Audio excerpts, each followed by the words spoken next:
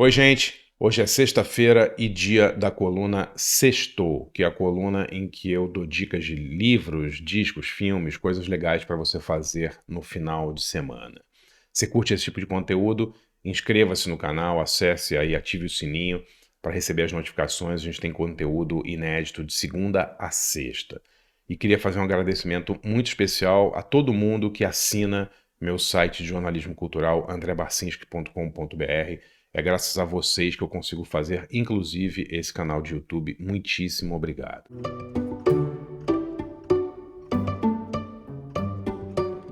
Hoje, eu vou indicar para o final de semana um documentário que já é um documentário de saiu há 2 ou 3 anos, mas a Netflix acabou de botar ele no catálogo, e é um documentário chamado Roadrunner, sobre o chefe e celebridade televisiva Anthony Bourdain.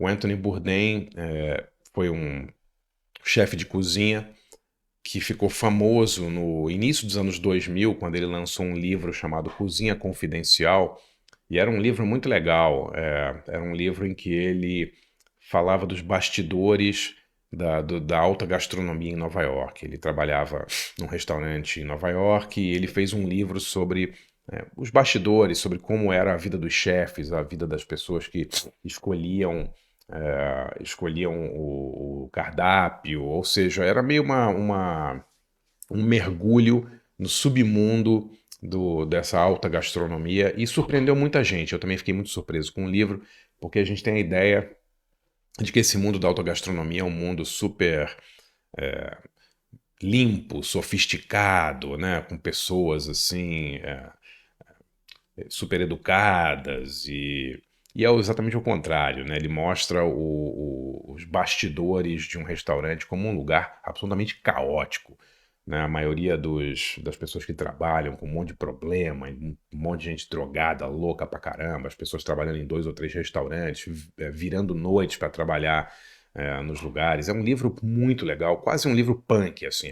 O Bourdain tinha essa pegada, ele inclusive gostava muito de música punk, né? Era muito fã de Ramones, Clash, muitas bandas alternativas e tal. E ele fez uma matéria para a revista New Yorker. Essa matéria virou um livro, e aí ele começou a ser chamado para fazer programas de TV, fez programas em várias emissoras, na CNN, viajou ao Brasil várias vezes, era uma grande celebridade. E o Roadrunner, esse filme, é muito triste, né? Porque ele, bom, todo mundo sabe que o Bourdain tirou a própria vida aí há alguns anos.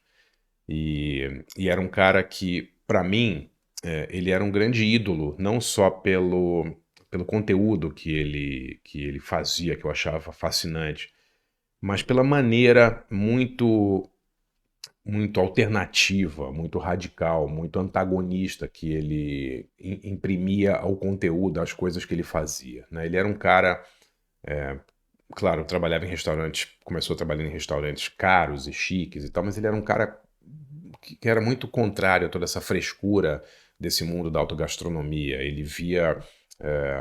ele via toda o nonsense, né, por trás dessas coisas de pratos que custam centenas de dólares e tal. E nos programas de TV dele, ele tentava sempre abordar a comida por um lado mais humano. Era muito legal porque eram programas que misturavam viagem com gastronomia.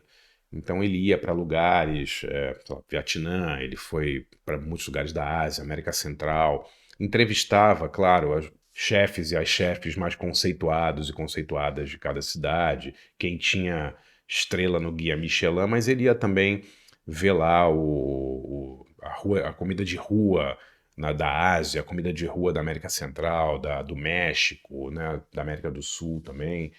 E ele tinha um viés muito jornalístico, muito de exploração mesmo, né? Eu me lembro muito de um programa dele no Vietnã, que ele está sentado comendo um macarrão, e ele fala tipo, a vida é isso, né? Você sentar num banquinho, numa esquina, ou ver o mundo passar, comer o que as pessoas estão comendo, provar coisas novas. E esse espírito viajante, aventureiro dele, eu acho que influenciou muita gente, né? Os programas de culinária, não vou dizer que antes dele não eram assim, mas com certeza ele criou um estilo desse viajante que gosta de gastronomia, que explora a gastronomia, influenciou muita gente, né? Hoje tem muita imitação do Anthony Bourdain por aí.